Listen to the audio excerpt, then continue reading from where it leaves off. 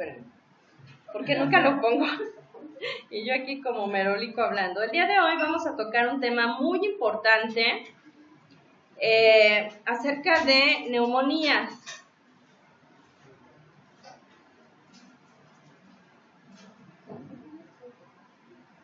Listo. Entonces, pues esto es importantísimo porque si algo estamos seguros es que, punto número 1, te lo preguntarán de alguna manera. Punto número 2, te enfrentarás de alguna manera. O sea, independientemente que sean o no especialistas, ustedes son médicos ya. Y entonces, en algún momento de su práctica clínica, se enfrentarán a algún paciente que tenga neumonía. Cuando yo estudié hace no mucho, no empiecen a bulear, yo aprendí, no, tampoco, mi juventud idiota. Cuando yo estudié, nadie me dijo que la estrategia para dar en el clavo con el tratamiento antibiótico no era aprenderme de memoria, como periquito, que una neumonía se le da tal, que a una gastroenteritis se le da tal, que a una infección de tejidos blandos se le da tal cosa. El punto clave para que tú sepas manejar cualquier antibiótico y dejes de ser hijo de Lolita Ayala dándole Ceftriaxona a todo lo que se te pone enfrente, es que tienes que aprender a encontrar el patógeno sospechoso, el más probable, el principal, el que causa el mayor porcentaje de las infecciones. Y si tú te aprendes ese dato clave y sabes con qué tratarlo, darás en el clavo en más del 90% de los casos. Yo se los comento porque, les repito, en 6 años de especialidad, y contemos los de carrera, ¿cuántos hacemos? 6, 7. Te dicen que te aprendas que para una neumonía el tratamiento es este, pero no te explican, realmente no lo razonas. Y es realmente hasta que empiezas a hacer medicina en serio en la especialidad, en donde te das cuenta que lo estás haciendo erróneamente, que lo que tenemos que hacer es buscar ese germen causal. Bien. Otra vez.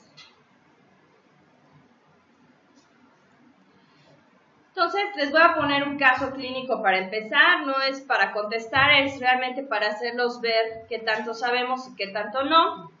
Es un masculino de 60 años que ingresa al servicio de urgencias por referir fiebre de 38 grados desde hace 5 días. Se acompaña con tos, expectoración blanquecina y malestar general. En los últimos días ha presentado somnolencia y anorexia. En la radiografía de tórax encontramos un infiltrado nodular basal derecho con presencia de broncograma aéreo. En los laboratorios tiene hemoglobina de 15, hematocrito de 45, 13.000 leucos, 250.000 plaquetas, urea en 50, creatinina en 1,4, glucosa en 180. TA 120/80, cardíaca de 95, respiratoria de 20 y temperatura corporal de 38 grados. Pues vamos a pensar, ¿cuál sería el diagnóstico? No me lo respondan, quiero evitarme la decepción de que avance la ignorancia. Supongo que tendrás en mente cuál es el diagnóstico, porque ese es el primer paso para responder cualquier pregunta que te presenten en el ENAN. Leo mi caso y yo solito empiezo a pensar, ¿cuál es mi diagnóstico? ¿Cuál es el patógeno más común de una neumonía adquirida en la comunidad? Ya les dije la primera. ¿Tiene criterios de gravedad? ¿Este paciente tiene criterios de gravedad? Sí, no lo sé, no tengo idea. NPI. ¿Tiene criterios de hospitalización? Porque te llega a tu consulta de medicina general, pero lo vas a tratar como ambulatorio, le vas a dar chochos, le vas a dar tratamiento parenteral, le vas a dar hospitalización. Tiene incluso, agregaría otro, criterios para entrar a una unidad de cuidados intensivos, que es mi mero mole. Tratamiento que sugieres. Bueno, pues al final de la clase serás capaz de responder todo esto y si me permiten, al final de la clase retomaremos este caso clínico para que contestes todo lo que en este momento me pusiste cara de what. La neumonía es una causa frecuente de morbimortalidad en nuestra población, es una causa muy frecuente de consulta, una incidencia entre 2 a 10 casos por 1000 habitantes por año y el 20 a 35% de estos pacientes requieren hospitalización. Tu función es definir cuáles de tus pacientes requieren hospitalización. ¿Por qué en este momento en la clase estoy tomando, salud doctor, estoy tomando una conversación como colega, como médico general, de médico especialista médico general? Porque finalmente, muchachos, ustedes son médicos y supongo que la gran mayoría ve pacientes y eso me importa mucho. Me importa mucho que ustedes pasen el examen porque para eso me pagan, pero me importa también que ustedes aprendan a ser mejores médicos, ¿sale? Mortalidad del 5% en hospitalizados, 35% de aquellos que ingresan a la UCI. ¿Cómo lo vamos a definir? Pues por definición esto es de primaria, es un proceso infeccioso agudo del parénquima pulmonar que se adquiere fuera del entorno hospitalario y se relaciona con síntomas, signos pleuropulmonares que acompañan casi siempre a infiltrados de reciente aparición observados en una radiografía de tórax. ¿Cuáles serían los factores de riesgo para que el paciente desarrolle neumonía? Pues hay muchos factores de riesgo asociados a la edad. La edad, el punto de corte en la edad nos dice que es de 65 años. El antecedente... Gracias. Dios se los pague con hartos hijos. Gracias. EPOC, cáncer, diabetes, no diabetes, diabetes, tabaquismo, etilismo. Ustedes están muy jóvenes, pero sí ubican a José José, ¿verdad? ¿Y saben por qué José José, de tener esa voz privilegiada, pasó a tener esa voz tan... lo que es ahora? ¿Por qué? ¿Cocaína? No manchen, de lo que se viene uno enterando, ¿no? Broncoaspiraba, ¿no? O sea, se dormía y broncoaspiraba. Dicen las malas lenguas, que era... Y entonces eso le generaba neumonías de repetición por broncoaspiración, neumonías de repetición. ¿Qué hacían? Pues le daban un chorro de esteroides para cumplir con los compromisos y ahí se atrofió todo, ¿no? Entonces, etilismo es un factor de riesgo. Ahorita vamos a ver cuáles serían mis gérmenes de sospecha para que yo pueda decidir mi abordaje terapéutico. Enfermedades cardiovasculares, ya dijimos, diabetes, hepatopatía, insuficiencia renal crónica. Estas últimas porque generan inmunosupresión. La aspiración, la exposición ambiental a aves, eso es importante. Infecciones de vías respiratorias superiores previas, mal cuidadas, maltratadas, mal manejadas. Alguna enfermedad estructural pulmonar, que el paciente ya se conozca con algún problema pulmonar, o problemas de obstrucción de la vía aérea. Estos serían nuestros factores de riesgo que tenemos que interrogar cuando el paciente llegue a nuestra consulta. Muy bien, el principal sospechoso en una neumonía adquirida en la comunidad, hasta el 65% de los casos, es Streptococcus pneumoniae. Les juro que cuando yo entré a la segunda especialidad, se me hacía absurdo que todos los días me preguntaran la misma pregunta. Los tres principales gérmenes causales. Los tres principales gérmenes causales de neumonía adquirida en la comunidad. Y de verdad, así tengan que repetirlo y pegarlo en el baño, en la regadera, donde quieran. Por favor, apréndanse los tres principales agentes causales. Streptococcus pneumoniae, Haemophilus influenza y Staph aureus. Todos los que hemos estado en contacto de un ambiente hospitalario estamos colonizados por Staph aureus, piel y mucosa nasal. Entonces, bueno, eso es muy importante, chicos, porque si ustedes saben con qué se trata un Streptococcus pneumoniae, de cada 10 pacientes con neumonía, a 5 le van a atinar, ¿no? O sea, hablando de probabilidades, no quiere decir que realmente sea así, pero disminuyen muchísimo la probabilidad de que ustedes fallen en un tratamiento. También tenemos otros agentes como Moraxella catarrhalis, Mycoplasma pneumoniae, pero son casos más específicos, por ejemplo, en el caso de Mycoplasma, asociado sobre todo a casos de inmunosupresión, Clamidia pneumoniae, Legionella. Esta última hubo un brote, bueno, estas en general son causas de neumonías atípicas. Hubo un brote hace unos cuantos años de Legionella asociado a los ductos de aire acondicionado en un hotel en Acapulco, ¿sale? Porque la Legionella, y nos tocará nuestra clase sobre ella, pero necesita condiciones muy específicas que los ductos de aire acondicionado le dan.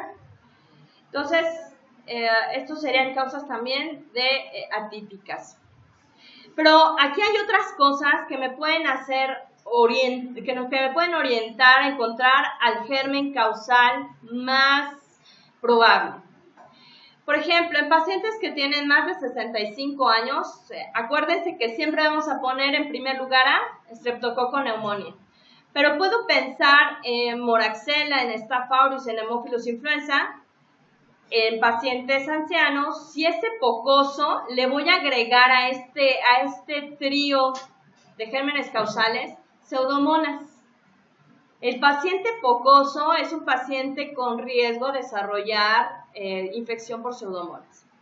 Si es alcohólico, ¿sí? si el paciente tiene antecedente de alcoholismo, etilismo, utilice mejor preferentemente el término etilismo, porque a veces pasa que interrogan y el paciente se ofende, ¿no? Alcoholismo positivo, ay, es que el doctor dijo que soy un borracho. Nosotros sabemos que es el término que a veces empleamos, pero utilicen preferentemente, etilismo. Entonces, ¿cómo dijimos que era este tipo de infección en el paciente alcohólico? Por broncoaspiración. Por lo tanto, ahí podríamos agregar anaerobios que pueden estar en la mucosa faríngea, en la mucosa oral incluso, Klebsiella e incluso algunos enterococos, ¿no? Que pudiesen regurgitar o pasar del contenido gástrico. Entonces, en el paciente alcohólico, cuya posible causa de la neumonía sea la broncoaspiración, habrá que pensar en anaerobios y nuestro tratamiento cambia. Pero si se fijan, de primera instancia, iniciamos tratamiento por sospecha de Streptococcus pneumoniae. En pacientes que tienen enfermedad cardiovascular, diabetes, hepatopatía, insuficiencia renal, podríamos pensar, además de nuestra triada, Streptococcus pneumoniae, Haemophilus influenza y Staph aureus, a los bacilos gram negativos aerobios. En el caso de aspiración, anaerobios. En el caso de que los pacientes tengan exposición a aves, habría que pensar en... Fíjense que me viene a la memoria un caso de una paciente que tenía como cuadro clínico una neumonía atípica. Y realmente pues no le encontramos cuál era la causa, cuál era el factor de predisposición, no encontrábamos como pues, a qué achacárselo. El problema es que la paciente constantemente sufría este cuadro de infecciones respiratorias bajas. Y ¿saben cuál era el factor? La señora vivía al lado de un parque y todos los días tenía para cualquier cosa que hiciera que atravesar el parque. Y en esta ciudad los parques están infestados ¿de qué creen? De palomas. Entonces cuando pasas por un parque las palomas vuelan y entonces liberan todos sus antígenos aviarios en las plumas. Y por eso es que yo les recomiendo que aquellos que, por ejemplo mi madre que le encantan los canarios, yo estoy en contra, que los tenga, canarios, cosas estos que se besan, periquitos australianos, ¿se besan? ¿Neto se besan, sí o no? Se besan y son bien prolíferos los hijos de la fregada. Los canarios, los periquitos, las palomas son muy alergenos y generan o liberan este antígeno aviario que genera mucho daño a nivel alveolar. Entonces no los tengan. De hecho se han hecho estudios que aún quitando a las aves, es que antes las abuelas, no sé si les tocó, pero las abuelitas tenían las palomas y en las noches los tapaban y los metían a la casa, ¿verdad? O sea, no miento. Los metían a la casa. Entonces se han hecho estudios que ese antígeno aviario puede permanecer en las superficies de las casas hasta 10 meses después de que ya no se tienen aves. Entonces esa señora pues terminó con una fibrosis pulmonar muy importante asociada a los pájaros. Casos de pacientes que viven en asilos, residencias asistidas, pues habrá que pensar ya en bacilos gram negativos aerobios, también anaerobios o clamidias. Si el paciente tiene antecedente de una infección de vías respiratorias superiores, piensen en influenza, piensen en Staph aureus. Dejaríamos en este caso a Streptococcus pneumoniae de lado un poco. En pacientes que tienen enfermedad pulmonar estructural, lo mismo que en el EPOC, piensen en pseudomonas. Casos de obstrucción de la vía aérea crónica, anaerobios o Streptococcus pneumoniae. Entonces, si se fijan, hay muchas cosas que nosotros podemos interrogar en el paciente que está llegando y con base a esos datos podríamos ir pensando en cómo manejar nuestro tratamiento antibiótico. Pues, ¿cuál es la vía? Esto es muy fácil. La vía de entrada es aspiración de microorganismos que colonizan la faringe, la orofaringe, a través de la inhalación de aerosoles, se diseminan por vía hematógena o pueden, por tamaño, llegar a generar inoculación directa. La aspiración de microorganismos que colonizan la orofaringe es el mecanismo más común de infección. Si se los preguntan, sabrán que es el mecanismo más común. Y generalmente, pues, es flora microbiana que ya está presente, Streptococcus pneumoniae. Y en pacientes ancianos, alcohólicos, residentes de asilos, diabéticos, acuérdense, gram negativos, incluso aquellos que son provenientes de estómago. Fíjense que algo muy importante es que nosotros contamos con protección. La actividad mucociliar de nuestro epitelio respiratorio favorece el arrastre de los microorganismos que primero engloba en el moco y después, a través de estos cilios, los va empujando hasta que salen en forma de mocos, ¿no? Pero hay situaciones que inhiben esta actividad mucociliar. Por ejemplo, el humo del tabaco. No me digan, pero sé que muchos de ustedes fuman. Bueno, pues cada fumada, cada aspiración que ustedes le hacen a un cigarro, paraliza su actividad mucociliar por 4 horas. Quiere decir que después de echarse un cigarrito, ustedes están totalmente indefensos a la entrada de los microorganismos. Digo, afortunadamente la mayoría de ustedes está inmunocompetente y tiene sus células CD4 en buen nivel. A lo mejor alguno de ustedes carga viral indetectable, no es el toque en madera.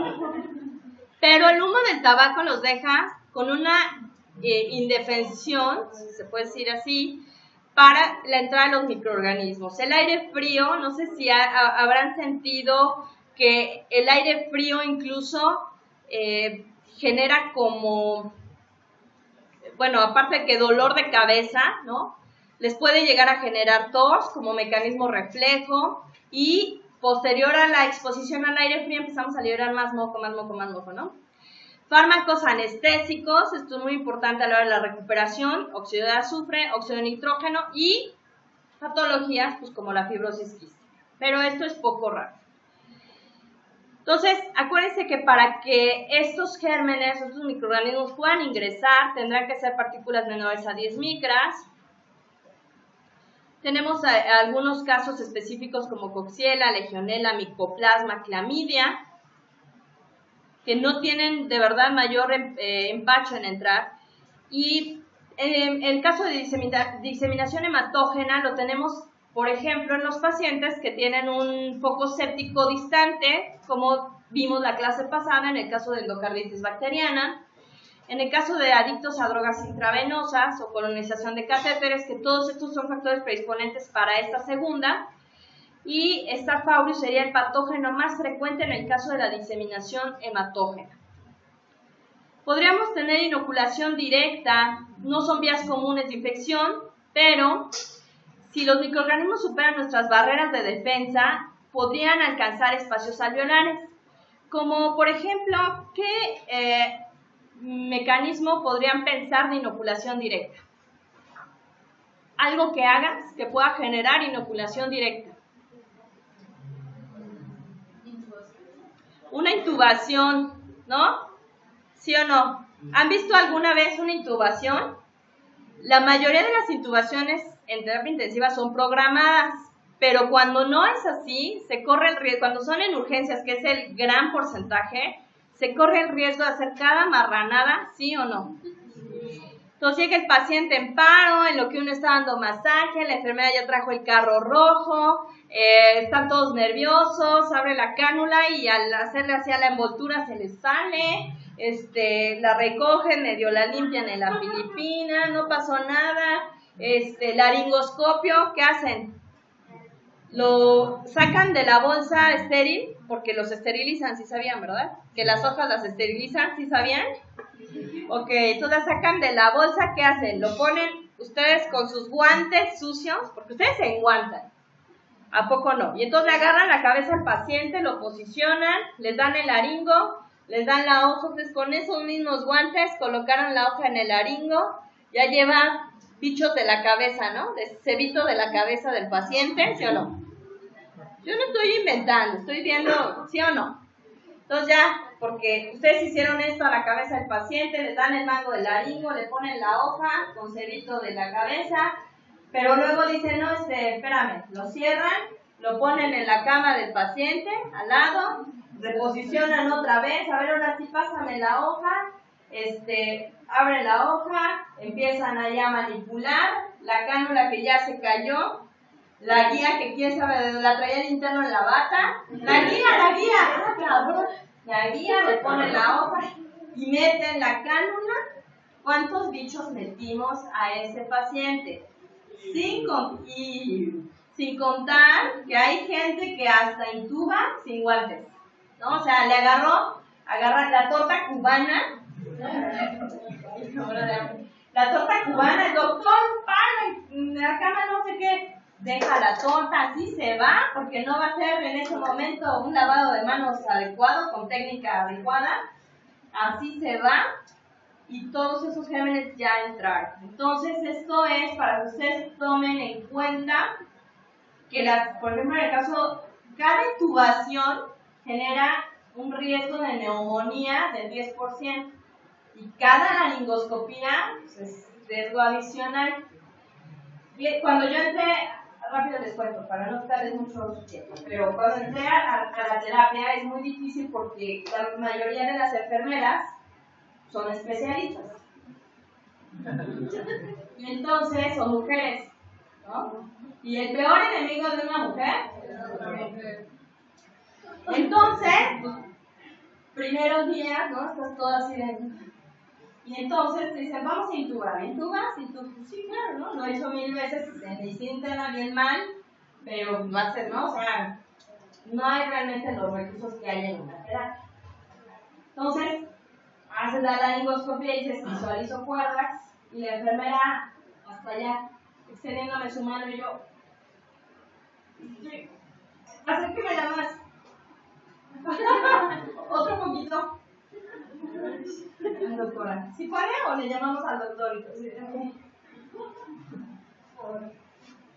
Visualizo cuerdas, pues tú solita, ¿no? O sea, ya que me queda, ¿no? Entonces, sí sufres un poco de maltrato, acoso de las chicas, de verdad, en el momento que ya entren a sus hospitales nuevos, háganse amigas de las enfermeras, por favor, chuleles la cofia, chuleles lo que quieran, llévenles el café, engórdenla, no sé, pero háganse amigas de las enfermeras. Y chicos, pues ustedes ya saben, hagan lo suyo. Hagan lo suyo. O sea, guiño de ojo, nalgas, no sé.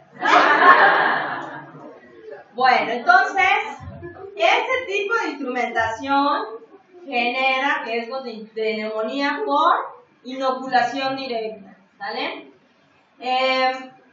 Por ejemplo, para patógenos específicos, para un neumococo resistente a la penicilina, fíjate cómo está juntando pruebas. Si tu paciente te dice que ya que es mayor de 65 años, esto además incrementa el riesgo de automedicación, se los juro por Dios. Que ha tenido terapia con algún beta-lactámico en los 3 meses previos porque fue al consultorio de alguien que no sabía y le empezó a dar o se automedicó y ha estado con ampicilina, amoxicilina y penicilina inyectada durante 3 meses, sospechen que ese germen, y además no siempre, o sea, se lo toma un día sí, un día no cuando se siente mal, sospechen que pudiera incrementar el riesgo de resistencia a la penicilina. Si el paciente tiene una inmunosupresión, incluyendo el uso de esteroides de forma crónica, aquellos pacientes con AR, lupus que consumen de manera crónica esteroides, que tienen múltiples comorbilidades, es diabético sin insuficiencia renal y a lo mejor ya le dieron tratamiento porque la vez pasada tuvo una peritonitis en el catéter y se lo mandaron a casa con 20,000 ámpulas de ceftriaxona. Bueno, consideren, y el caso de los pacientes alcohólicos. Por ejemplo, el riesgo para gram negativos, acuérdense, gram negativos no lo consideramos de primera instancia, pero si el paciente reside en asilos, si el paciente tiene alcoholismo, si el paciente tiene una enfermedad cardiopulmonar, por ejemplo, EPOC, si el paciente también tuviese comorbilidades, una terapia reciente con antibiótico, habrá que considerar la cobertura para gram negativos. Para pseudomonas, lo único que tendríamos que pensar aquí es epocosos, pacientes con bronquiectasias, que igual puede ser parte del cuadro, pacientes que tomaron esteroides, que toman esteroides más de 10 miligramos de prednisona al día, que están desnutridos porque eso los predispone a inmunosupresión, y terapia con antibióticos por más de 7 días el mes pasado porque eso puede favorecer la sobrecolonización. El cuadro clínico es de primaria, ¿no? ¿Cuál es el cuadro clínico de una neumonía? Tos, expectoración purulenta, fiebre, dolor torácico de tipo preurítico, tendrán disnea. En el caso de los viejitos es muy frecuente el estado confusional agudo. El paciente llega sin ninguna otra manifestación más que de repente se le van viendo las caras, ¿no? Escalofrío. Acuérdense que el paciente que está con un grado de inmunosupresión, y ahí podríamos considerar a los pacientes mayores, podrían solamente manifestar escalofrío sin hacer fiebre. Hemoptisis ocasionalmente, pero este sería el cuadro más frecuente. Manifestaciones generales, pues generalmente es náusea, puede haber vómito asociado o no a la tos. ¿Cómo le llamamos a tos? Emetizante, ¿no? Puede haber incluso diarrea. En el anciano es muy frecuente el cuadro abdominal, que finalmente termina siendo una neumonía. En el anciano el cuadro es muy atípico, no se va a manifestar como el típico tos, expectoración y fiebre y disnea. Hay mialgias, artralgias, hay fatiga, puede haber caídas y confusión en los ancianitos. Acuérdense, esto es muy importante. En el anciano el estado confusional nos puede dar un punto pivote para sospechar neumonía. O sea, la exploración física será fundamental. Habrá taquipnea, matidez a la percusión, intensificación del frénito, egofonía, pectoriloquia, estos que nos hablan mucho de la ocupación alveolar posible, estertores crepitantes. De todos estos, chicos, yo diría que estertores crepitantes es lo más común, pero les voy a preguntar algo, a ver si realmente les rueda la ardilla. ¿En qué casos creen que podrían no escucharse estertores crepitantes? No, pero en la típica. O sea, lo que tiene una típica. Cuando hicieron un derrame. Cuando hicieron un derrame, pues escuchará un síndrome de derrame pleural. ¿Sí?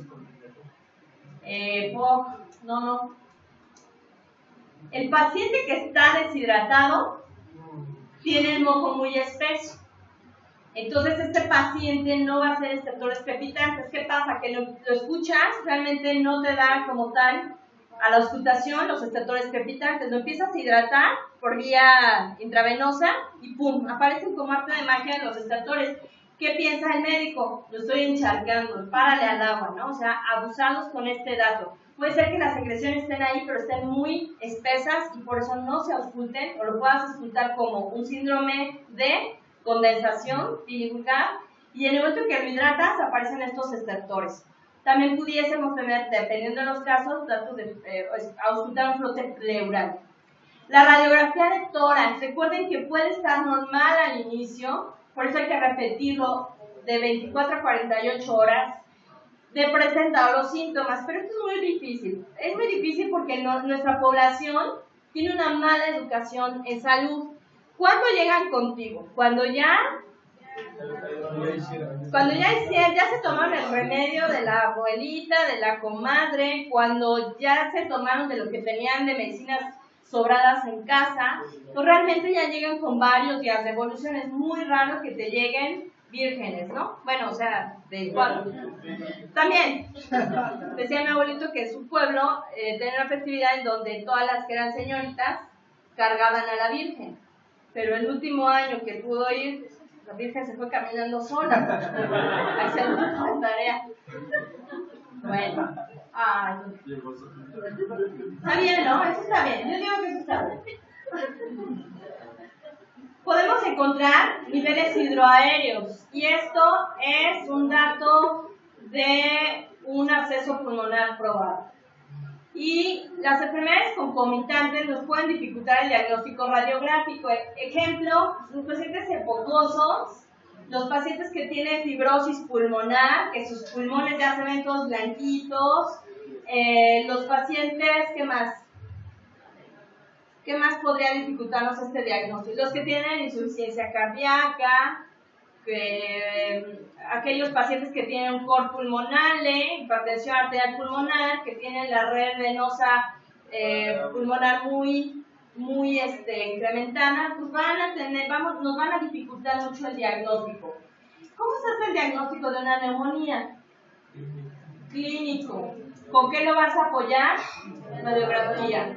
¿Se diagnosticará neumonía con TAC? No. ¿Se diagnosticará con resonancia? No, ¿verdad? ¿Se diagnosticará por laboratorio? No. Son partes fundamentales los laboratorios, pero 1, tu sospecha clínica, 2, confirmas por radiografía. ¿Cómo ven esta radiografía? ¿Sí la ven? No, ¿verdad?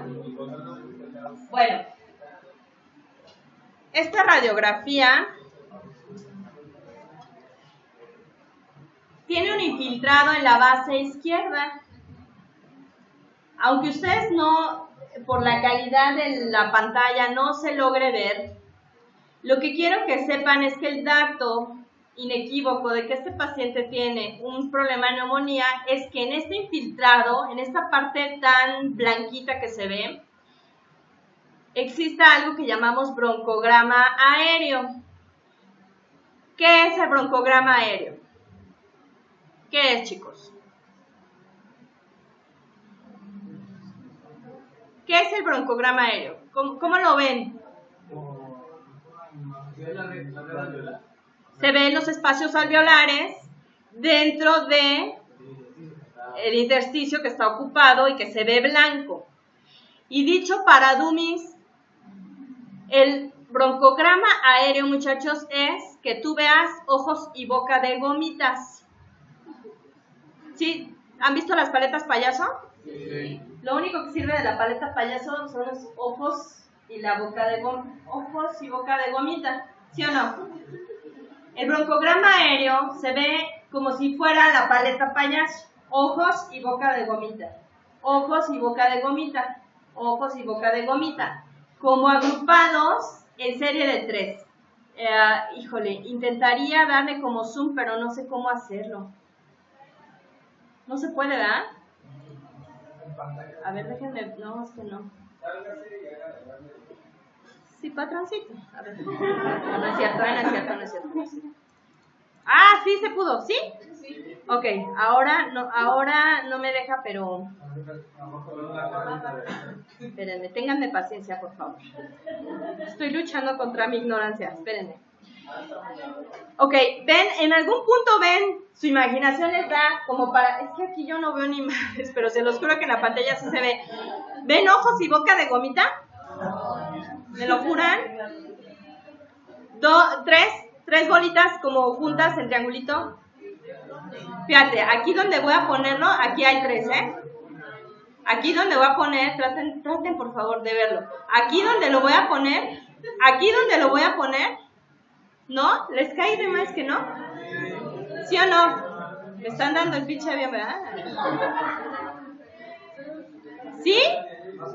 Aquí,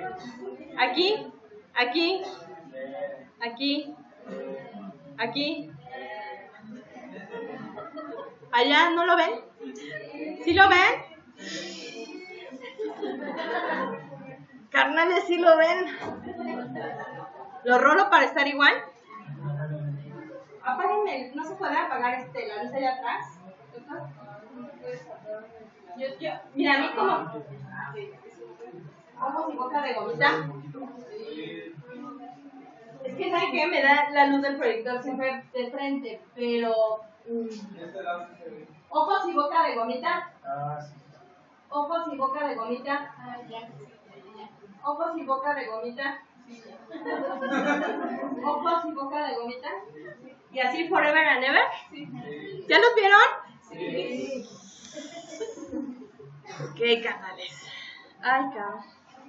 Bueno, ok. Ojos y boca de gomita, eso se llama broncograma aéreo. El diagnóstico es clínico, muchachos, pero tenemos que apoyarnos en la radiografía de tórax, porque si yo tengo un paciente que tiene fiebre y tiene disnea, querría descartar que el paciente no tenga un absceso en el pulmón, querría descartar que no tenga un empiema, que no tenga un derrame y que se haya infectado. Entonces necesito corroborar mi clínica en la radiografía de tórax. La tinción de Gram del esputo es deseable, sin embargo, nuestras guías de práctica clínica, no dije quiénes, no. El esputo, él no, pero el esputo se analiza, le pides al paciente, no dije groserías, así se dice, esputo. Se extiende y se manda mediante una portaobjetos a que nos hagan una tinción de Gram. Eso finalmente no te va a decir tu paciente está infectado por Streptococcus pneumoniae, por Staph aureus o por Pseudomonas. Te va a decir si es Gram positivo o Gram negativo. Y si te dijera que es un Gram positivo, ¿qué medicamento darías? Ahorita lo vamos a anunciar adelante. Pero si te dijera que es un Gram negativo, evidentemente cambiarías tu opción terapéutica, porque no vas a pegarle con una ceftriaxona a un Gram negativo. Los cultivos de bacterias, la tinción de Gram te puede ayudar, pero no se recomienda hacerlo en todos los casos. ¿Por qué creen? ¿Por qué no llegar a las salas de urgencias? Órale, todos a escupir. Y me voy a llevar los 25 esputos. A ver. Puede ser que no se haya lavado la boca en mucho tiempo y te esté súper colonizada.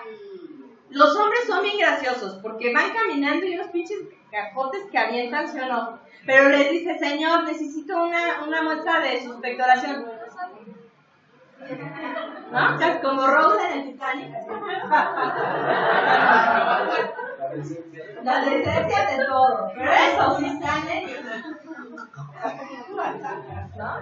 Ok, entonces, si no es una muestra adecuada, puede ser solo saliva y solo contaminación oral. Realmente no te está dando una expectoración. Si tú le dices de lo que le saque el gargajo a la crema, démelo.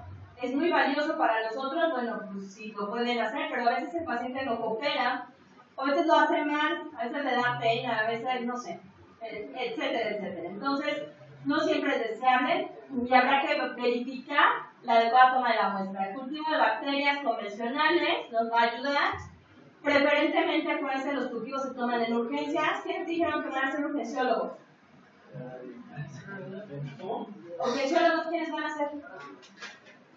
El ERUM. ¿Nadie va a hacer urgencia? No les creo. ¿Nadie? ¿No? ¿No? Pero bueno, si van a hacer urgencias, si son urgenciólogos de closet, Consideren que sus cultivos se toman siempre antes de dar el tratamiento antibiótico. Una biometría hemática completa, evidentemente una química sanguínea completa. Esto es muy importante, ahorita vamos a verlo en la clasificación de gravedad, gasometría arterial, hemocultivos pretratamiento, acuérdense.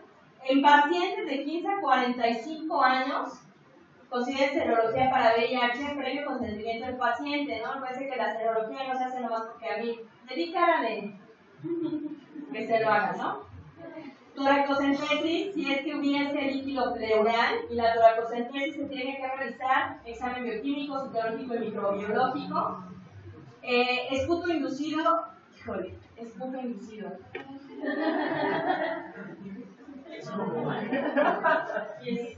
Es como Vicky Martin. Maldita sea, sí, yo también diría. Desperdicio de hombre, ¿verdad? ¿Qué tan bizcochote? A la hora de hacer una broncoscopía, lo ideal sería un cepillado bronquial o un lavado bronquial protegido. Esta última es la mejor manera de tomar una buena muestra porque se mete el broncoscopio, a través de él se mete el cepillito, se saca la muestra, pero después, ¿qué creen que pasaba? Que a la hora de sacar el cepillito hacía ese arrastre de todo lo que venía en la mucosa. Entonces ahora lo que se hace es que se mete el cepillito, se cubre y sacas todo, o sea, con capucha y todo, ¿no? Para que se proteja el cepillado y sean realmente gérmenes. Pero esto se hace cuando tenemos una mala evolución del paciente, cuando realmente no ha respondido a los tratamientos que hemos elegido. Y puede ser una aspirado transtraqueal, funciona la tráquea, echas agua, aspiras y ya tienes muestra. Ok, vamos a clasificar. La ATS nos dice, chicos, que podemos clasificar a neumonía. Acuérdense que te lo dije la vez pasada. ¿Para qué fregados clasificamos algo? Para saber cómo tratarlo. Entonces, la ATS nos dice que tenemos varios grupos como clasificar a nuestra neumonía. Nos dice que el grupo 1 serán pacientes sin historia de enfermedad cardiopulmonar y sin factores de riesgo. O sea, sanos, previamente sanos. Grupo 1, previamente sanos. Grupo 2, pacientes que tienen factores de riesgo. ¿Cuáles serán nuestros factores de riesgo? ¿Se acuerdan? Todos esos. Esos pacientes que tienen enfermedad cardiopulmonar o con factores de riesgo adicionales se clasifican en el grupo 2. Y en el grupo 3 estarán pacientes que no admitimos a UCI, pero que tienen enfermedad cardiopulmonar y factores modificables, como por ejemplo tabaquismo, alcoholismo, o sin enfermedad cardiopulmonar y sin otros factores modificables. Modificables. Finalmente, el grupo 4 son pacientes que ameritan ingreso a la UCI. Y dentro de este grupo 4 tenemos dos subgrupos, 4A o 4B. El 4A será aquellos que no tienen riesgos para pseudomonas, como cuáles serían. No, bueno, mejor díganme los que tienen riesgo. Grupo B, 4B, pacientes con riesgos para pseudomonas. EPOC, asilos, ¿qué más? Inmunosupresión, haber tenido tratamientos antibióticos, incluso esteroides. El hecho, por ejemplo, en el caso de los epocosos, esa es gran parte de su riesgo, que consumen muchos esteroides.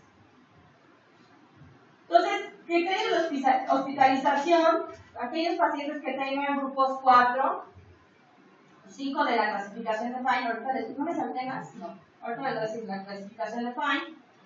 Aquellos que tienen criterios de gravedad, los vamos a ver, o aquellos con neumonía y criterios de contraindicación de tratamiento domiciliario. ¿Quién sería este último rubro?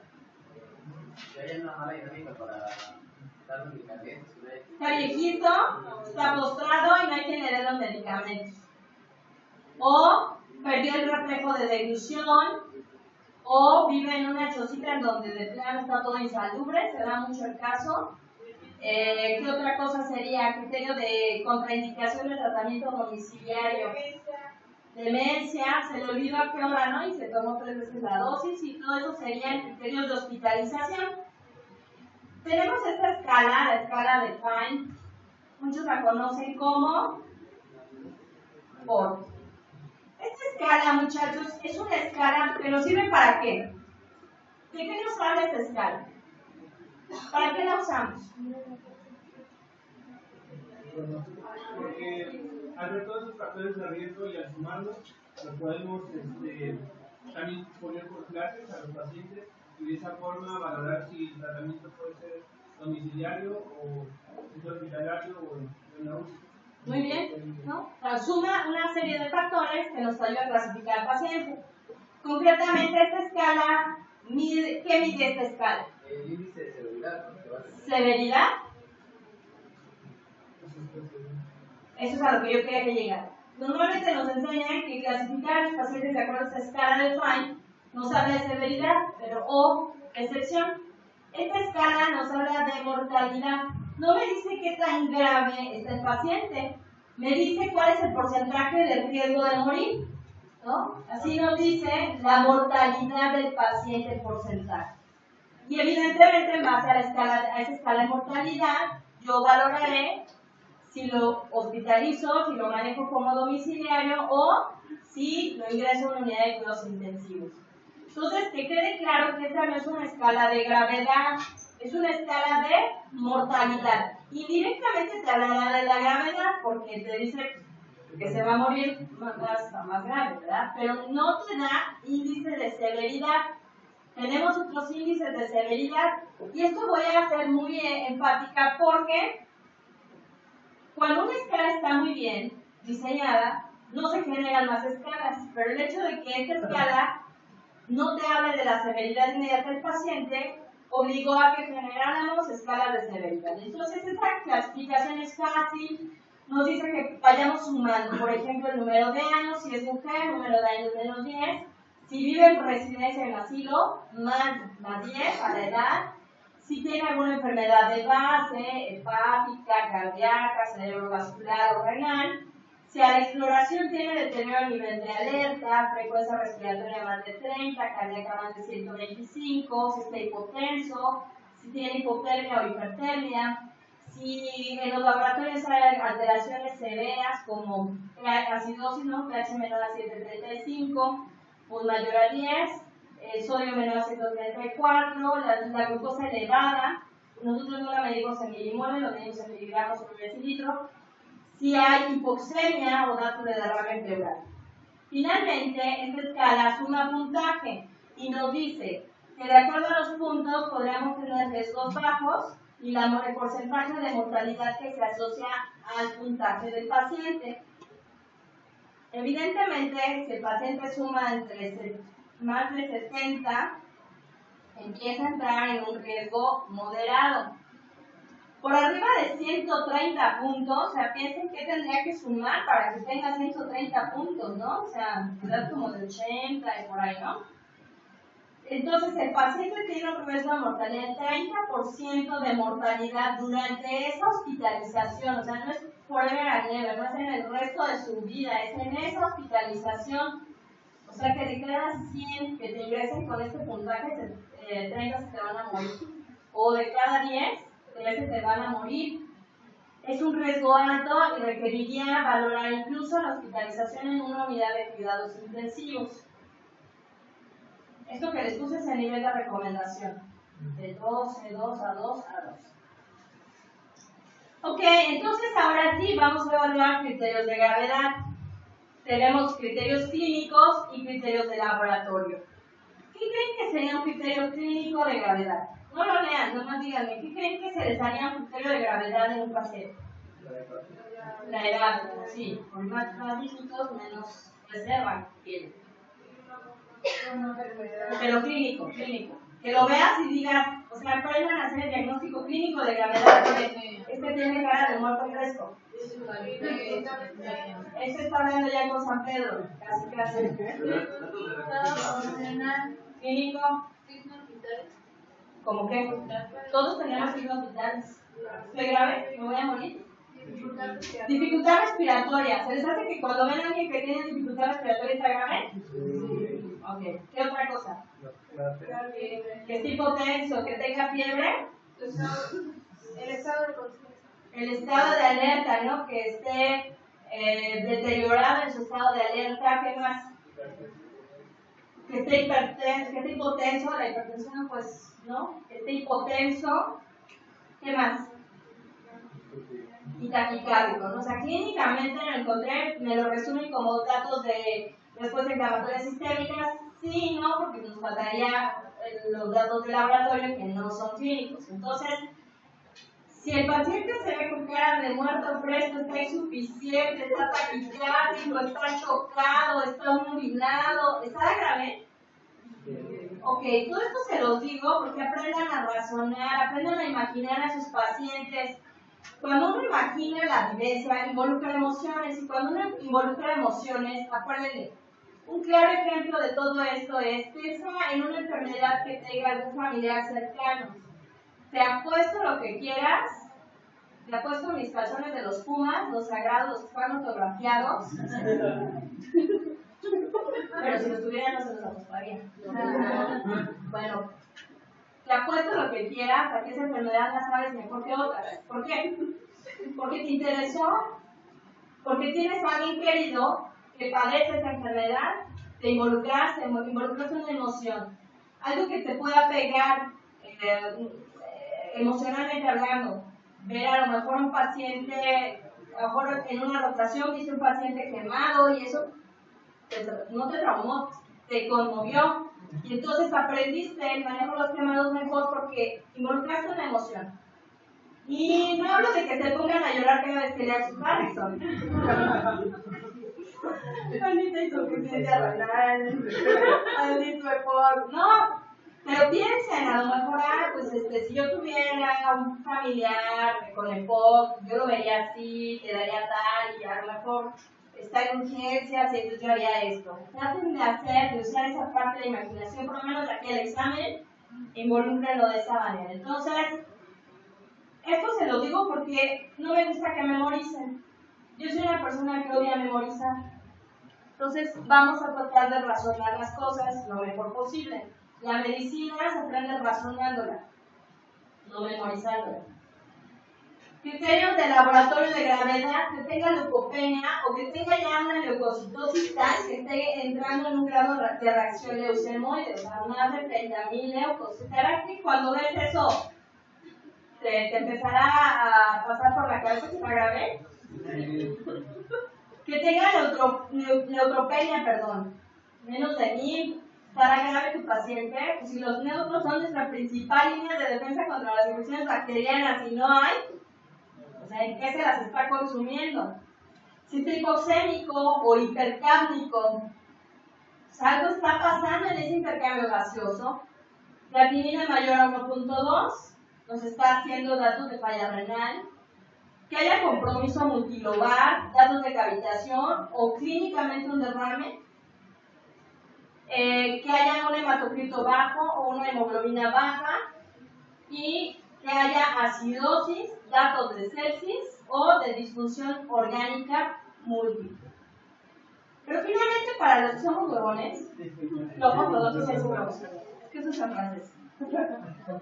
Existe una escala que con 5 elementos nos dice si el paciente está o no grave. Si yo veo esto, digo, ay, qué huevo aprenderme todo esto.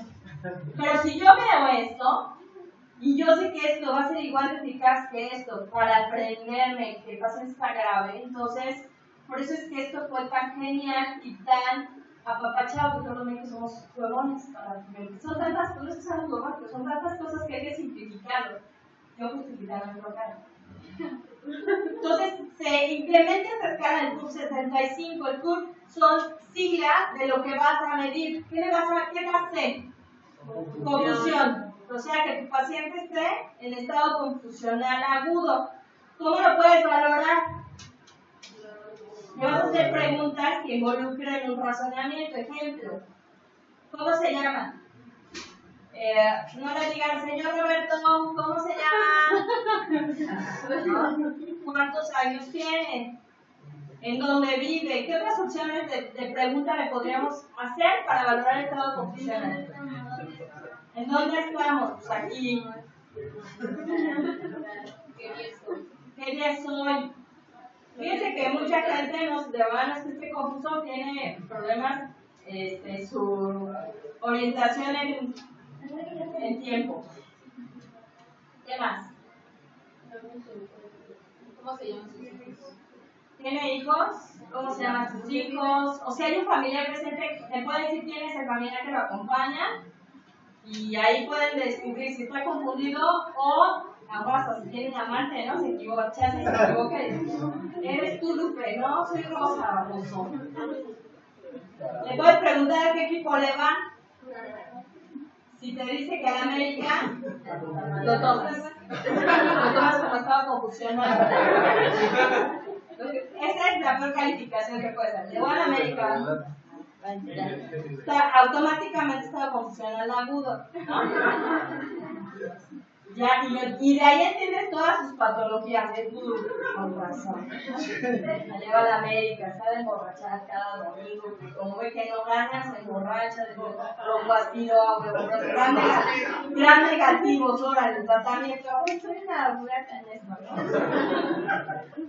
De ahí, como tampoco no hicimos todo un gran diagnóstico, nada más de saber a qué equipo le va. En la urea. ¿Por qué le medimos la urea, muchachos? Funcionamiento renal. ¿Qué te interesa? Pues que su órgano vital funcione. ¿El cerebro es vital? Para los de la América no. Por algún momento escuchaban que lo tenían, pero sí es vital. La urea nos valora funcionamiento renal. Urea mayor a 44 miligramos sobre decilitro, o mayor a 10, pero utilicen preferentemente la urea mayor a 44. Nos habla de daño renal. Frecuencia R, respiración, ¿no? Frecuencia respiratoria mayor a 30. ¿Estará disneico este paciente? Sí, ¿no?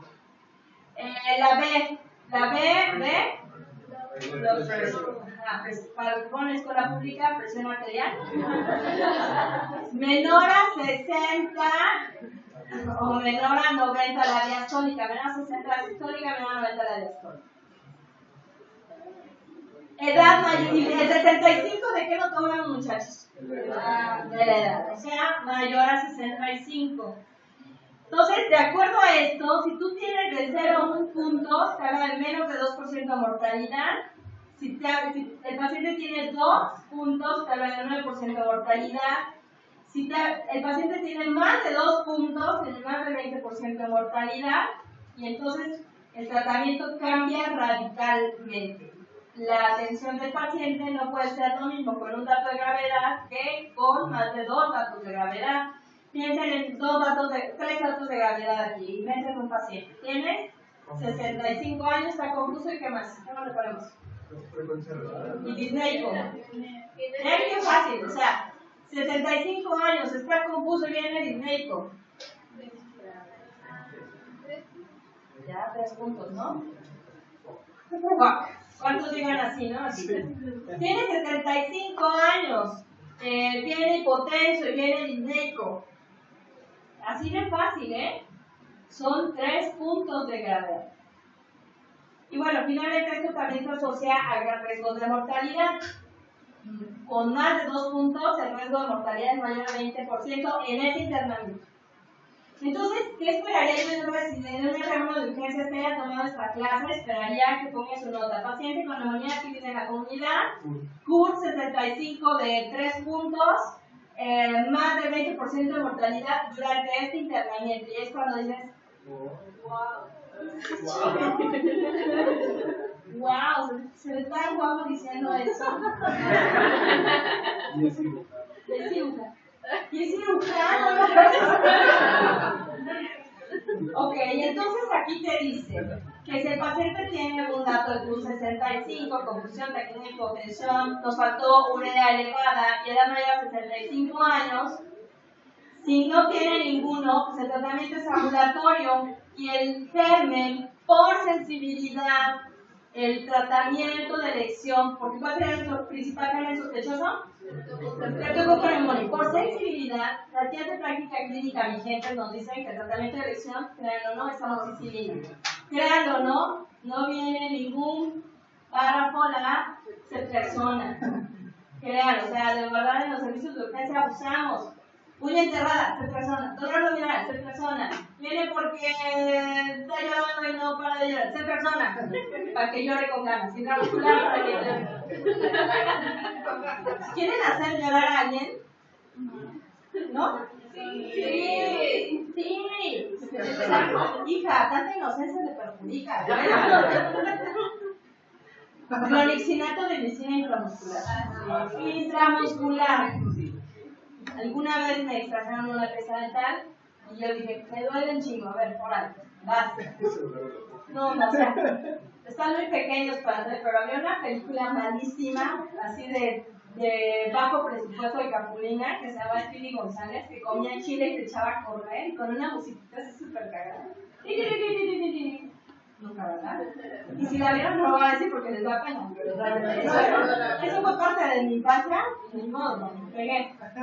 Y entonces así era yo, me inyectaban, de verdad quería cortarme la nalga antes de seguir padeciendo ese dolor. Me corta la respiración, háganlo. Pruébenlo, es una experiencia. Bueno, no se puede morir sin saber que se siente inyectarse un clonixinato en la nalga. O sea, háganlo, pruébenlo. Si no tienen nalga, como le quieran. Ok, ¿qué pasa si el paciente, ya quedamos sin criterios de gravedad, tratamiento ambulatorio en su casa con amoxicilina? Si el paciente tuviese 1 o 2 factores de riesgo de que se elijan, el tratamiento ya sería hospitalario. Podríamos utilizar cefalosporina tercera generación o amoxicilina con ácido clavulánico más un macrolio.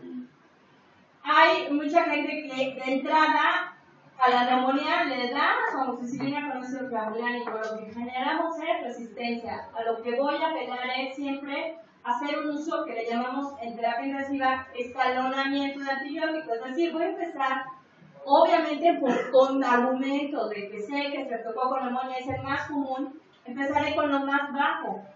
Y de ahí, si de acuerdo a la respuesta veo que no hay una adecuada respuesta, escalo al siguiente.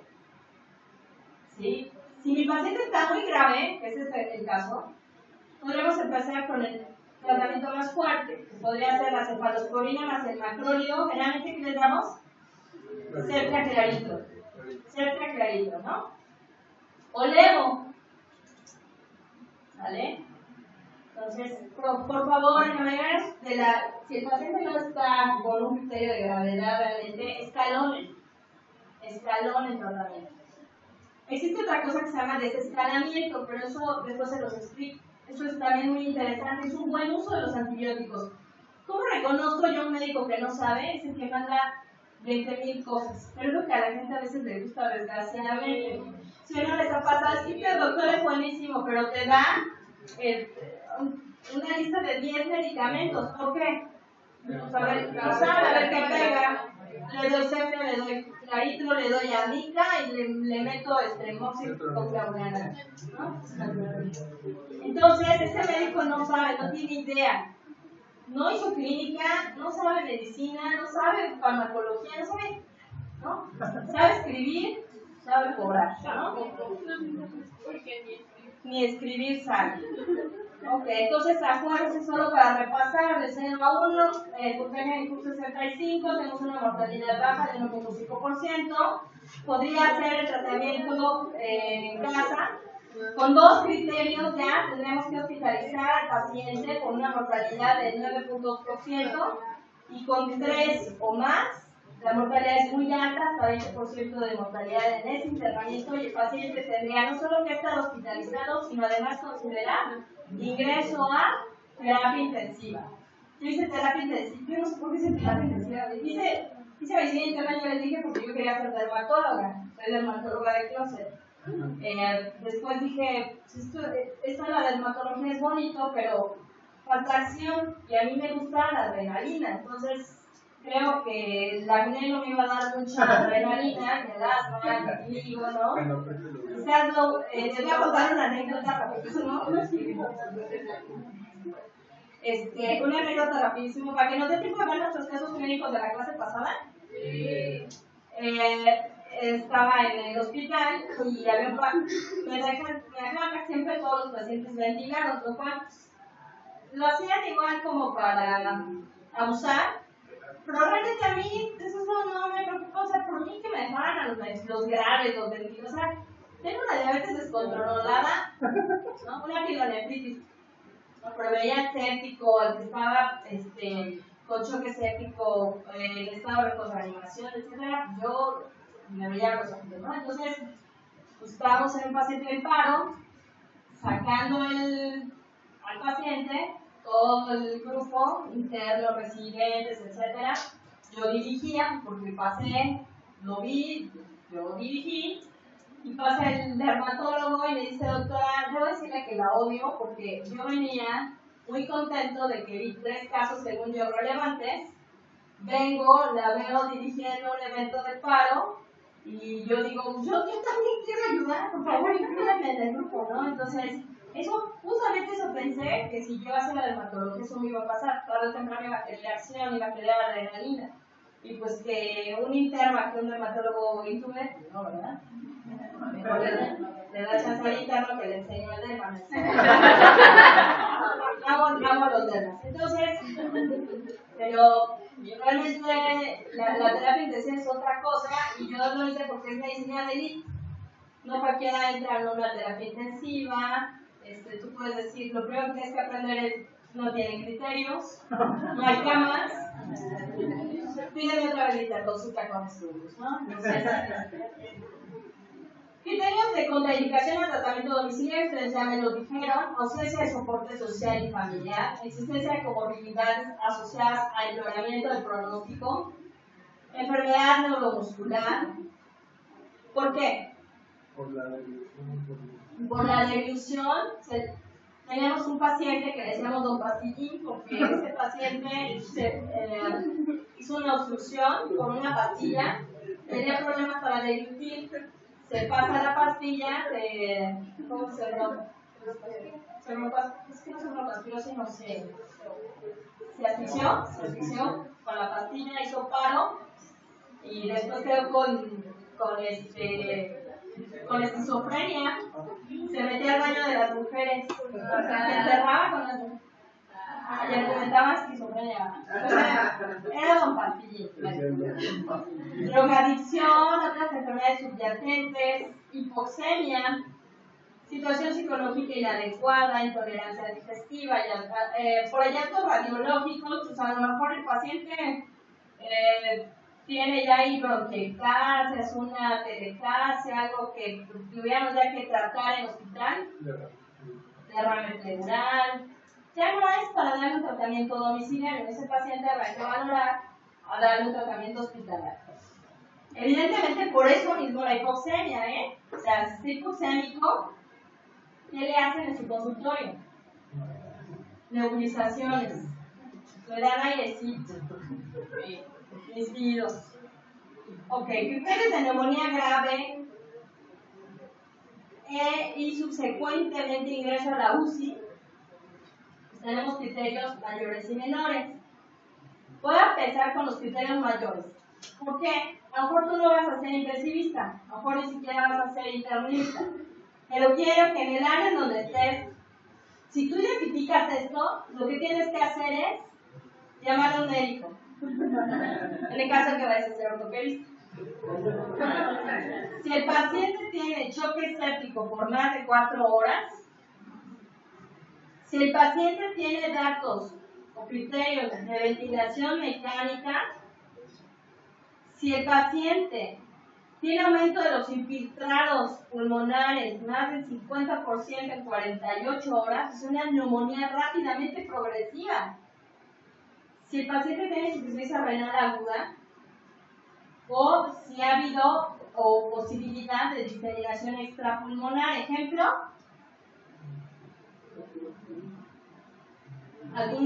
algún émbolo séptico, por ejemplo, algún émbolo séptico que se manifestaría, ya lo vimos en el caso de la endocarditis, ¿no? Con zonas de necrosis discales. Bueno, datos de diseminación extrapulmonar, incluso aquí puede entrar el edema.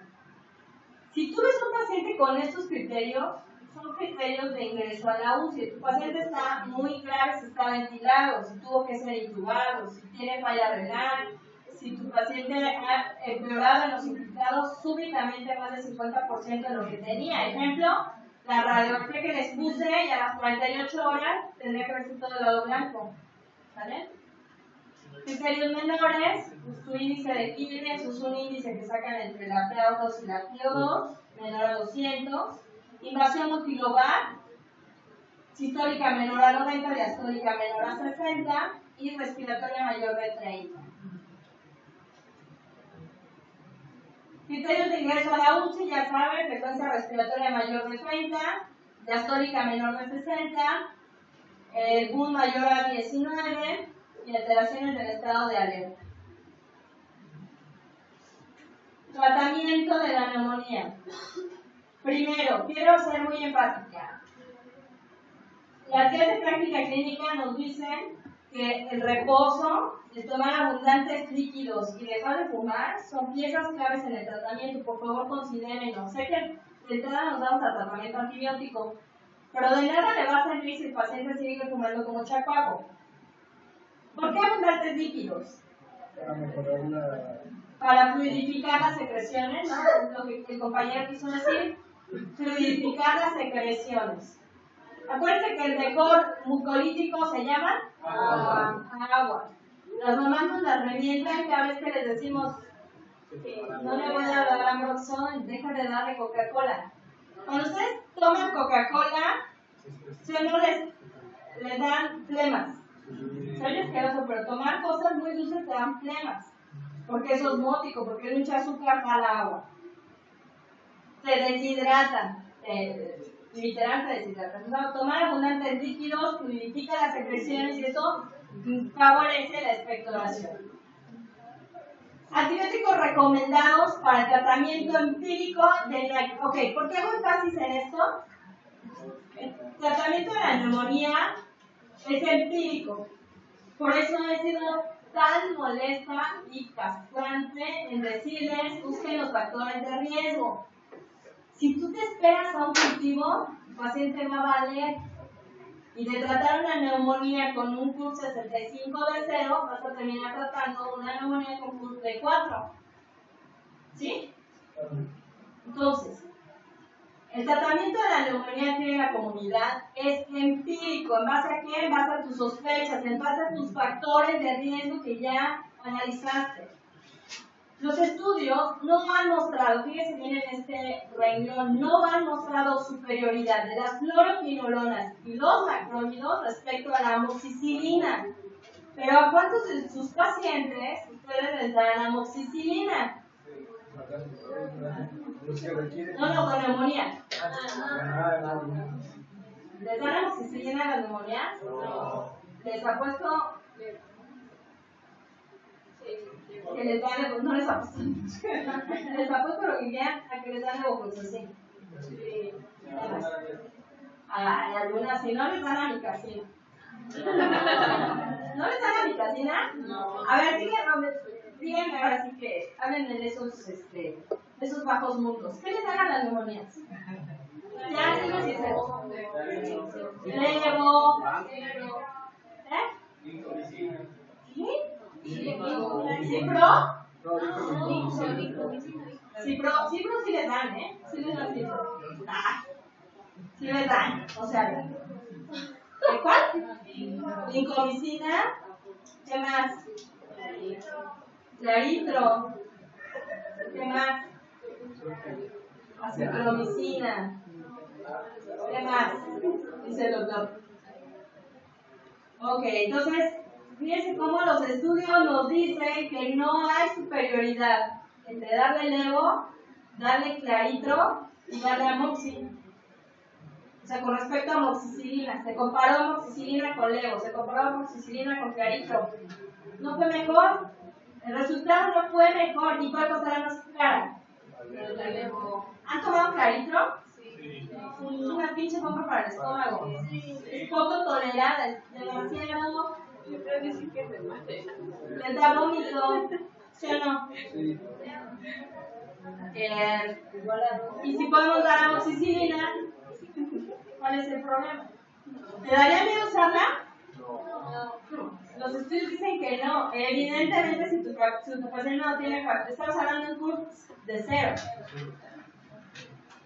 Tratamiento de elección para tus pacientes sin criterios de gravedad. Amoxi, 500 cada 8 horas, 7 a 10 días. Si es alérgico, te puedes dar dosis, dosis de carga de 200 y luego 100 cada 12 o, ahora sí, clarito. La descarga es solo una vez. Sí, solo una vez.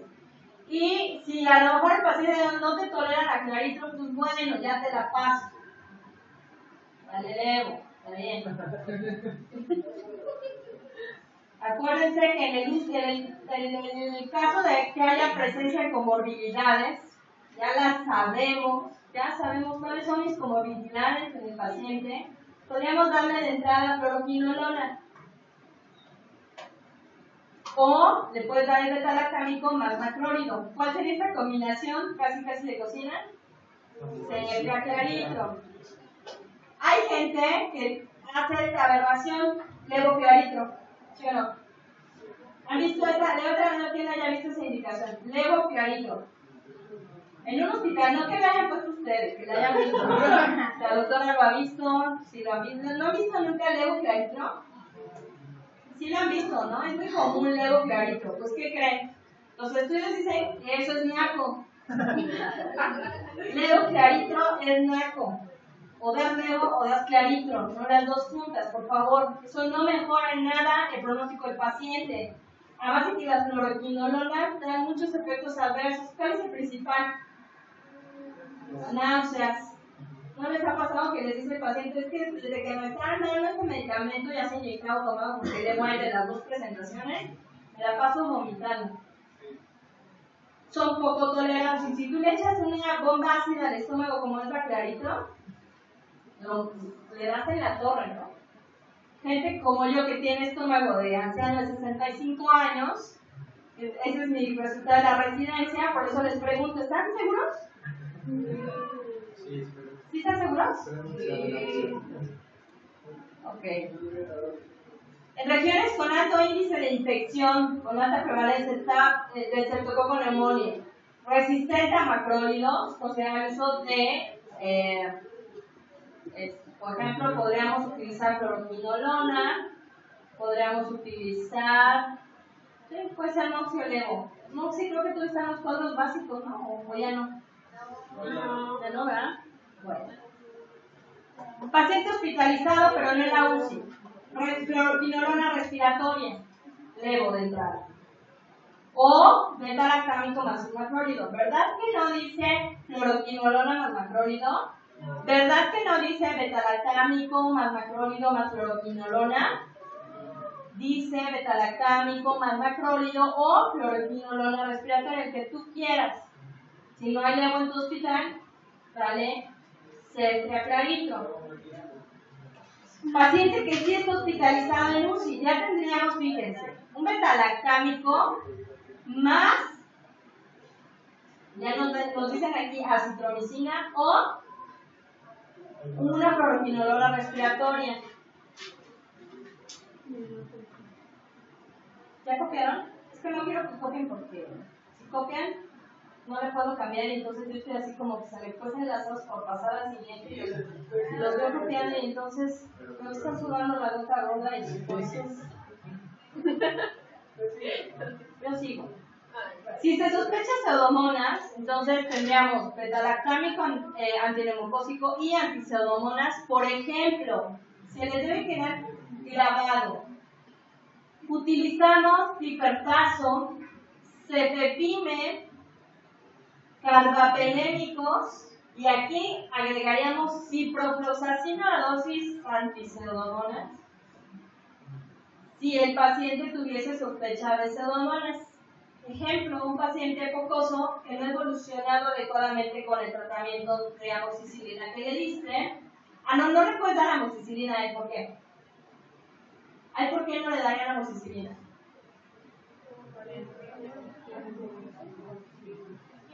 Porque el paciente es solamente cefocoso y no tiene ningún dato de gravedad. ¿Por qué no amoxicilina?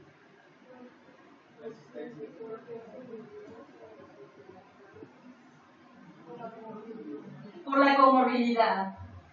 Y entonces el paciente con comorbilidades no utilizamos eso. ¿Sí se entendió? Mi ejemplo fue muy claro, ¿verdad? Entonces es neumópata y por lo tanto tendríamos que iniciarle una cloroquinolona o beta-lactónico con macrolida. Ok, entonces el paciente que sospecha en pseudomonas, paciente que no reacciona adecuadamente al alevo, por ejemplo, y tú sospechas que puede estar involucrada ahí la maldita pseudomonas convergente, podrías darle pipeptazo más levo, cefepime levo, meropenem levo, o puede ser el betalactámico antipseudomonas que ya te dije, más un aminoglucósido más macrólido, o betalactámico, que son estos, más aminoglucósido más la cloroquinolona. O sea, tú puedes combinar este betalactámico con varias cosas, puede ser la cipro, el aminoglucósido, las cloroquinolonas, ¿sale? Si tienes alergia a alguno de sus componentes, podrás hacer la mezcla que más te guste.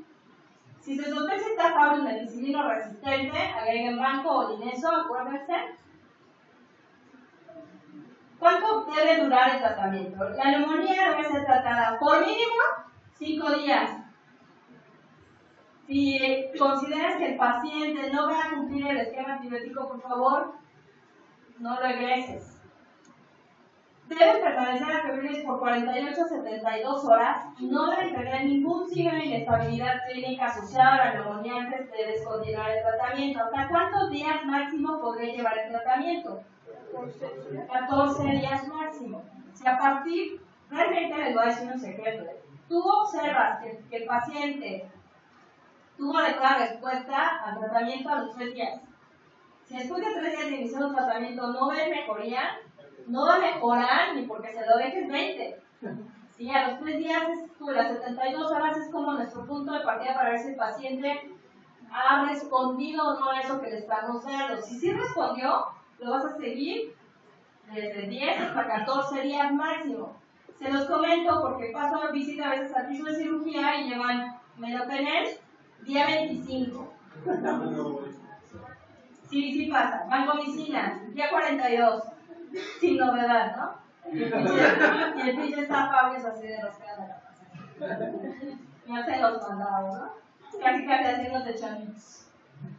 Una respuesta total. Bueno, una oración de tratamiento más larga puede ser requerida si el tratamiento inicial no fue activo contra el patógeno identificado o si se complicó con infección extrapulmonar como endocarditis o meningitis. Pero son casos específicos, por favor. Sean razonables en los tratamientos. Complicaciones de una neumonía. Cavitaciones y abscesos. Creo que noten en esta placa hay una zona en donde se observa un nivel hidroaéreo. No es un derrame pleural. ¿Por qué lo sé? Porque tengo los senos cardiofrénicos y coco diafragmáticos libres. Y eso es un dato inequívoco de que esto no es un derrame pleural. ¿Vale? Si mi seno, coco diafragmático y ¿qué te digo? Cardiofrénico y coco diafragmático están ocupados, la se ven blancos, esos datos de un derrame pleural, pero aquí no se ven ocupados. Veo un espacio, una línea recta, nivel hidroaéreo, esto es un dato de, incluso hay una zona más densa dentro de otra zona un poco más blanquita, ¿verdad? Entonces, esto es un dato improbable, absceso pulmonar. Puede haber destrucción anatómica, que el paciente quede con cicatrices en el parénquima, diseminación bacteriana, derrames paraneumónicos, y estos derrames se suelen complicar. ¿Cómo se suelen complicar? Se cavitan y después no son factibles de ser drenados o se infectan. Y eso da lugar a un edema. Criterios de mejoría del paciente. ¿Cómo sé que mi paciente va mejor? Pues lo vas a saber, ¿verdad? Disminuye la tos y la disnea, está febril durante las 8 horas anteriores a tu valoración. bajan los leucocitos, tiene tolerancia a la vía oral, y ahí podríamos considerar incluso, en el caso del levofloxacino, por ejemplo, si lo tuviéramos hospitalizado con levoiben, mandarlo a casa con levo vía oral. La ceftriaxona, ¿cómo la mandarías? Intramuscular. Causas de fracaso del tratamiento antibiótico, esto es muy importante. Llevas 3 días de tratamiento antibiótico y tu paciente no mejora. ¿Por qué fracasó tu tratamiento? Puede ser porque sea enfermedad resistente. A lo mejor el paciente se multimedicó, o a lo mejor el paciente trabaja en un hospital. Eso es un riesgo de adquirir gérmenes resistentes. A lo mejor está causado por un germen inusual, descartar tuberculosis. Cuando el paciente tiene tuberculosis, habrá que descartar VIH. Acuérdense que todo paciente con tuberculosis es VIH hasta no demostrar lo contrario y viceversa. Todo paciente VIH tiene tuberculosis hasta no descartar lo contrario. Desarrollo de sepsis, a pesar del tratamiento antibiótico, esto es algo grave. El paciente está evolucionando tórpidamente. Comorbilidades añadidas, por ejemplo, infarto, TEP, polioplasia, y que puedan a lo mejor estar empeorando la disnea del paciente o dándole fiebre incluso, como lo es la TEP, que da fiebre sin ser un proceso infeccioso, y da disnea, y da leucocitosis, y da una respuesta inflamatoria sistémica impresionante de hipoxemia. A lo mejor el paciente, esto es algo muy importante, a lo mejor tu paciente tiene todos estos síntomas no porque esté en la misma enfermedad que tú estás tratando, sino porque ya se le agregó otra cosa. O un error en el diagnóstico, a lo mejor hay que descartar las causas de infiltrados. Algo muy importante que tiene que ver con esto. No valoren la mejoría radiológica. ¿Cuánto tiempo tardan en desaparecer los hallazgos radiológicos? En corregirse una radiografía, pues. O sea, ¿sería correcto que yo a los 3 días de toda otra radiografía al paciente, si va evolucionando bien? ¿Por qué no? ¿Cuánto tiempo se corrigen los infiltrados? En un test puede tardar hasta 4 semanas, créanme, en mejorar la radiografía. ¿Y qué pasa? Que le toman otra placa y dicen, sigue mal. O cuando clínicamente, laboratorialmente, tu paciente ya mejoró. Por eso, si se fijan en los criterios de mejoría, díganme dónde dice que la placa mejoró. Ay, ahí dice, no, no dice. ¿Por qué no? Porque la radiografía no es un criterio de resolución de mejoría. Si clínicamente y laboratorialmente tu paciente va mejor, olvídate de la placa. La placa muchas veces solo te mete ruido. ¿Cuándo sí necesitarías estar tomando radiografías? Seguida, no diario, seguida. Cuando el paciente va evolucionando mal, porque a lo mejor yo quiero ver si tiene un absceso. Quiero ver si tiene, a lo mejor empeoró los infiltrados. Y dijimos que el empeoramiento de los infiltrados es un criterio que me obliga a ingresar a la UCI. ¿Sale? ¿Sí se entiende, verdad? El curso clínico, la fiebre puede durar 2 a 4 días. La leucocitosis con tratamiento normalmente resuelve el 4º día.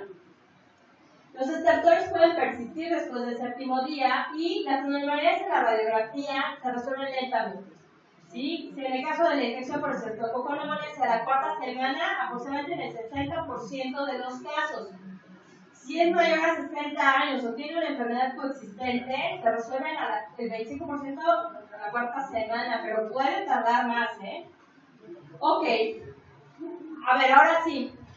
¿Me voy a regreso primero o el primero lo vemos al último? El primero al último, ¿vale? Vamos a ver los casos clínicos. Están bien chafas, ¿eh? Porque, no están chafas porque están mal hechos. Quise decir, están muy fáciles. Y están fáciles porque yo creo que esto, o sea, debe quedar muy claro. No es difícil, la medicina no es difícil. La medicina métele tantito al razonamiento y ya la hiciste. No es que uno sea chingón, es que de verdad la ardilla te corre. Masculino de 78 años. Ya, de ahí, si estuviste despierto el 90% de la clase, ya te empieza a vibrar algo, ¿no? Sí. Bueno, pues ya se empieza a vibrar. Masculina, 68 años. Historial de tabaquismo crónico intenso desde la adolescencia. Diabetes de larga evolución en tratamiento con metformina, una vez al día. Inicia cuadro de 5 días previos a su ingreso con fiebre de 38 grados, astenia, dinemia y malestar general, así como tos productiva con expectoración amarilla. Y prefiero esa palabra al escudo, ¿no? Signos vitales: temperatura corporal de 38,5, frecuencia cardíaca de 105, respiratoria de 20 y de 110-70, glucosa en 200, creatinina de 1, urea de 50, hemoglobina de 17, plaquetas de 250.000 y leucocitos de 17.000. Espera. Ok. ¿Cuáles serían los principales factores de riesgo de este paciente para neumonía? Riesgo.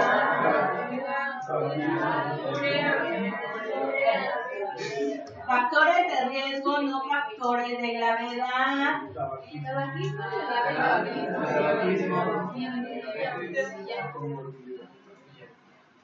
Déjame ver cuál es la siguiente. ¿Cuál sería el punto? Ahorita vamos a ver, ahorita van a contestar. Es que como ya vienen contestadas, por eso no se las dejo. Confío en ustedes. No, la verdad no. CURP 65. ¿Tiene la C? No. ¿Tiene la U? Sí. Parece que le estoy haciendo una porra. ¿Tiene la R? No. ¿Tiene la B? No. ¿Tiene la 65? Sí. ¿CURP 65 de cuánto? 2. Denle una C. Ok, principales factores de riesgo para neumonía en este paciente son edad. ¿Por qué no están?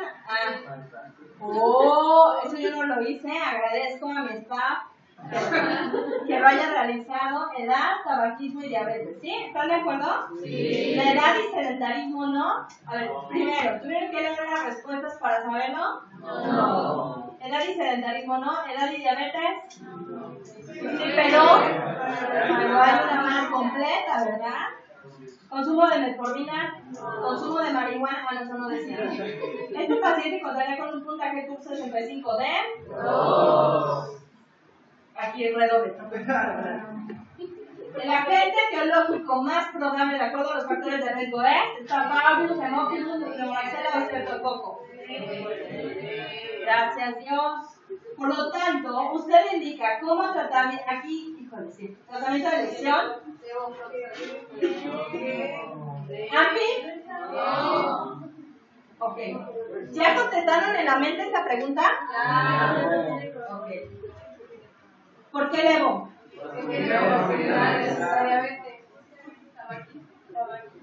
Ok. Eso sucede cuando, o sea, realmente cuando llevo un médico malo, digo, por favor, déjame dónde está tu consultorio para no enfermarme en 4 kilómetros a la redonda de donde están, ¿no? Pero ustedes están saliendo de ese lado oscuro y algún día les permitiré tratarlo. Entonces, si yo estoy hospitalizada, toco madera, va y llega alguno de ustedes, les voy a preguntar, ¿te di clase, cabrón? Sí. ¿Cuál es el agente biológico más probable de neumonía aquí en la comunidad? Streptococcus neumonía, que puedes tratar. Si no, no. Ok, femenina, 85 años, ingresa a urgencias con cuadro de dificultad respiratoria y dolor abdominal. Refiere fiebre de 2 días de evolución, malestar general previo a sus 2 días de fiebre. Glasgow de 14. TEA 90-60, frecuencia cardíaca 110, respiratoria 31, 37,6 de temperatura, saturada al 84%. La madre, no hagan eso cuando estén con sus pacientes así, ¿no? O sea, les estoy presentando un paciente y luego ustedes estén en el paciente.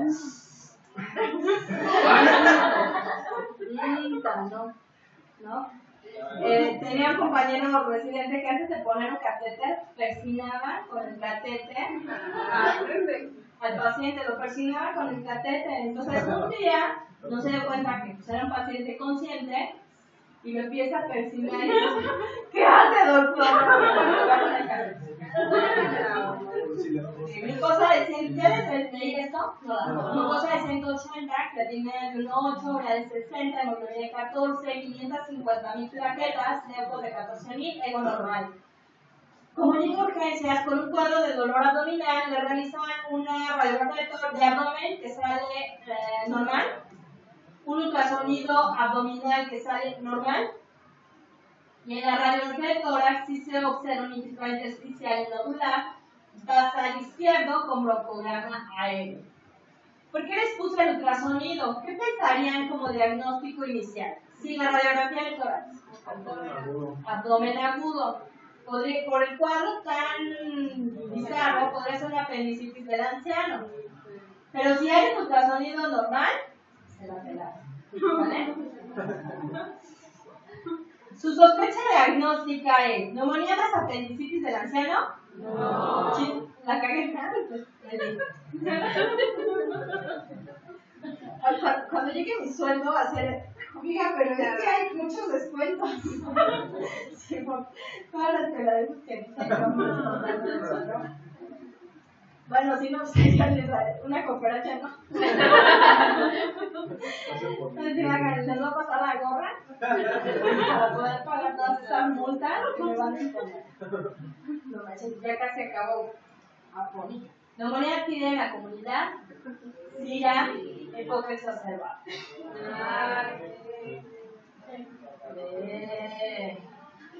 Factores de mal pronóstico que identifica. ¿La edad? Sí. ¿La frecuencia respiratoria? Sí. ¿La urea, la presión? Sí. ¿Okay? ¿Tenía hipoglucemia? Pues no. ¿Estaba confusa? No. ¿Tenía dolor abdominal? Sí. Pues sí, pero no es un factor de mal pronóstico. ¿Vieron que está bien fácil? Sí. Esto no viene en el plan, pero igual es lo fácil. Entonces, supongamos que esto viene en el ENAR. Supongamos, porque no viene. El tratamiento de elección en la paciente sería. ¿Qué sería? Tratamiento de elección.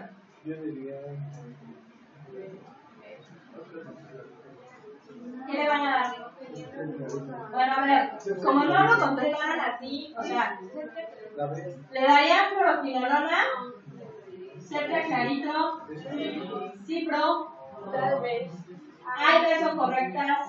La que más odio siempre en los exámenes, ninguna de las anteriores es la madre.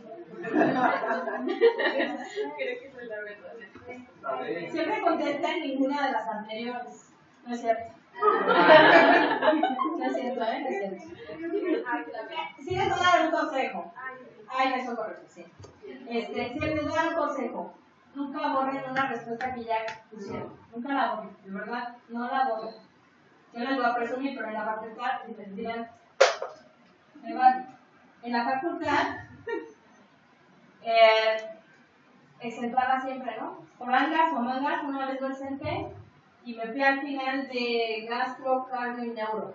Ah, ya sé, por patología de neuro, que era una. Pero bueno, no exenté por esa. Y entonces me fui al final, dije, pues, un final, ¿no? Y entonces me pusieron que hacer un cáncer de páncreas. O sea, el caso, ni me acuerdo que ese fue un cáncer de páncreas. Y yo borré el cáncer de páncreas. Y por eso no tuve 10, tuve 9. Entonces, por favor, no borres sus respuestas. Al final, el drama, pude haber tenido 10, pero salí con 9. Sí, la verdad es que era bien ñoña, soy. Siempre fui, ni modo. Yo sigo. En vez de estar con mi hija jugando en un parque, ¿verdad, maldito? Hoy debo decirles que no me dejaban venir así de, no, vaya con tu hija, tienes 3 años, tú medicina todavía no sabes. Pero ya sabes. La voy a traer, ¿eh? Sí. Me la cuidan, me la cuidan. Femenina de 24 años. Embarazo de 30 semanas de gestación sin antecedentes de importancia. Aguda por presentación en 39 grados, así como cefalea intensa. Cuadro gripal a la semana. pH en 60, carga en 90, respiratoria 22, 78.5 de temperatura. Glucosa de 80, urea de 14, creatinina 0.9, hemoglobina 16, plaquetas 250.000 y leucocitos de oxidamina. La radiografía de tórax tiene un líquido intersticial en ambas partes. Intersticial no es ojos y boca de gomitas, son rayitas. Su sospecha diagnóstica neumonía tiene la enfermedad, ¿qué? ¿Sira?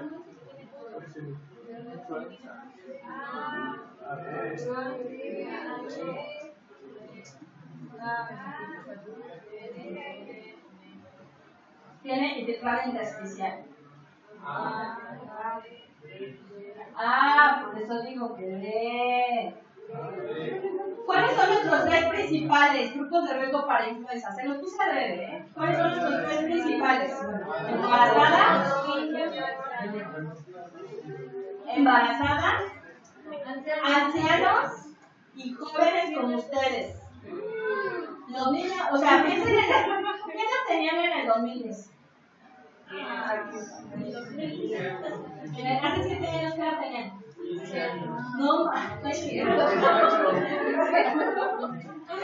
¿de verdad? 19. ¿Neto?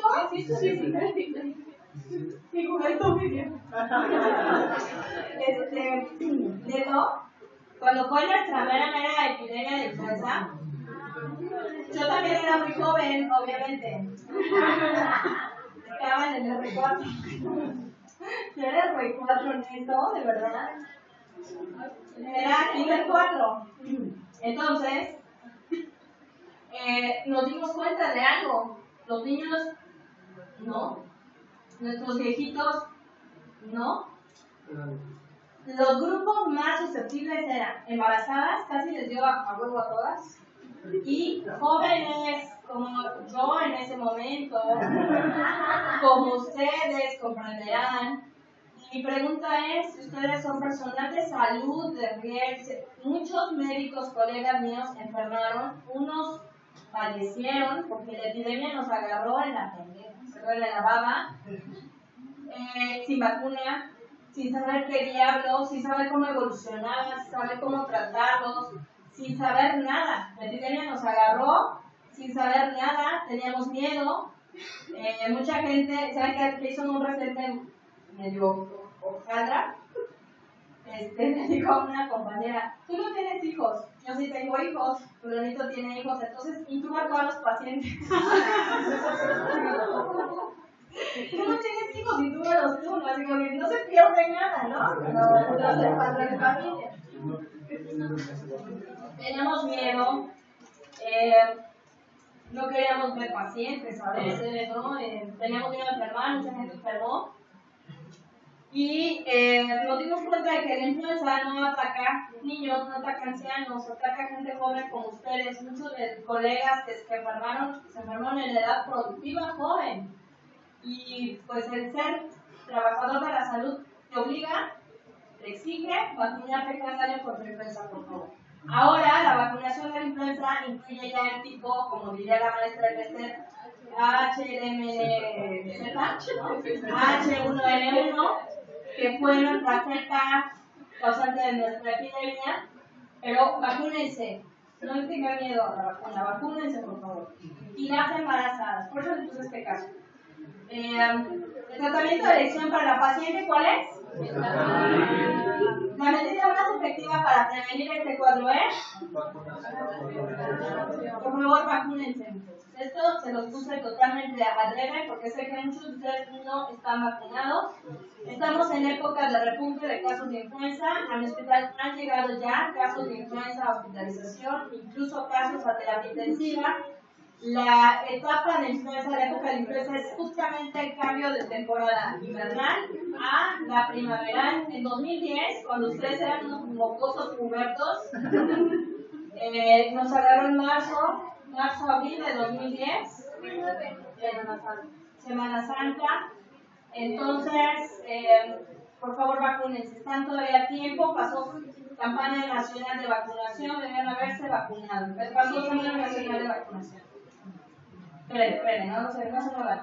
Entonces, les voy a poner el primer caso, ¿sí? ¿O no? Sí. Paciente masculino de 60 años que ingresa al servicio de urgencias con referir fiebre de 30. Este no viene contestado, 38 grados, acompañado de tos con expectoración blanquecina y malestar general. En los últimos días ha estado somnolento y con anorexia. En el radiografía del tórax tiene un infiltrado nodular basal derecho con presencia de broncograma aéreo. Busquen ojos y boca de gomita, por favor. Hemoglobina de 15, hematocrit de 45, 13.000 leucos, 250.000 plaquetas, urea de 50, creatinina de 1,4, glucosa de 180. Platea 120-80, frecuencia cardíaca 95, respiratoria de 20 y temperatura de 38. Diagnóstico, muchachos. Neumonía adquirida en la comunidad. Patógeno más común. Neumonía. ¿Y ahí me pueden decir el segundo? ¿Y el tercero? ¿Tiene criterios de gravedad su paciente?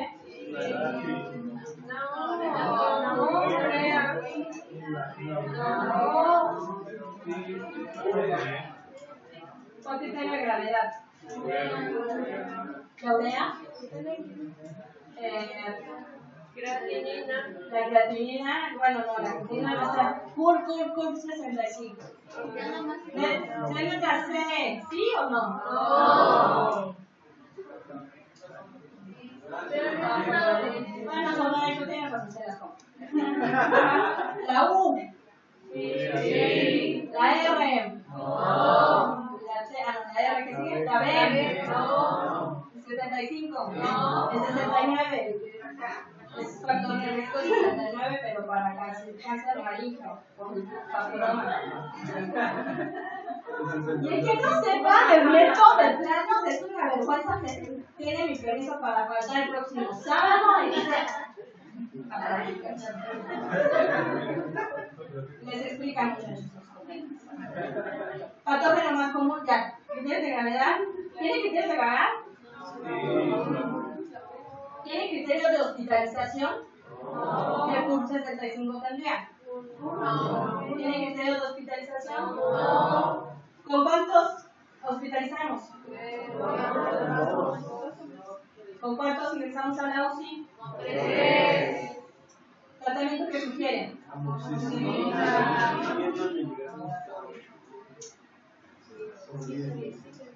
¿Sí? Doctor Soriano, les quiero poner los... La doctora así de che. Supongamos que estoy en la verdad. Doctor Soriano, les quiero poner los casos clínicos de la clase pasada. Les voy a poner aquí. Aquí. Le voy a poner pausa.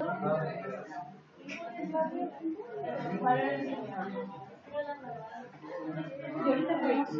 ¿Se acuerdan los casos clínicos? De la clase pasada.